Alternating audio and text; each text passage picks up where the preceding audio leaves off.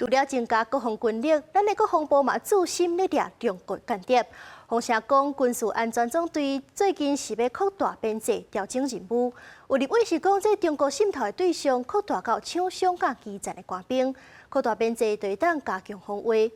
不过，这军安总队过去是捌因为监听来引起争议，所以讲专家嘛建议讲，因办案的流程都要搁较周至。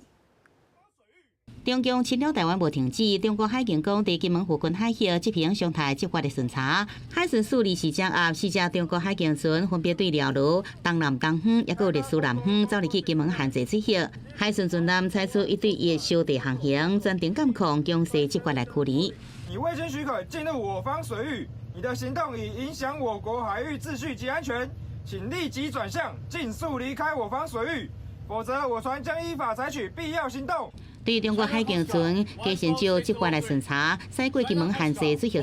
海巡批评已经构成伤害性的骚扰。另外，国防部也发布查到攻击26架次，其中18架次超越中线进入北部、中部甲西南空域，结合共艦总共6架来侵扰台湾。另外有一粒空飘的鸡龟出现伫台中西南121海里，高度达到2万尺，尾也消失伫平湖外海。中共除了采取军事恐吓，也想要对内部渗透，分化台湾社会。国防部提出反制手段，对军事安全总队来进行扩编。我们现在已经在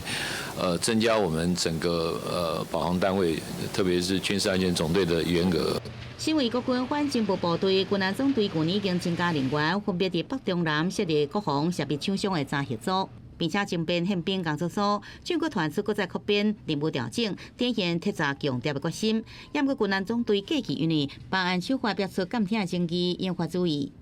今年的重点是希望把有关国军被渗透的各种样态的研究、分析以及反制作为，搭配我们外部不管是调查局或者相关的调查单位来进行合作。根据以往的这些事例来看，的确会有很多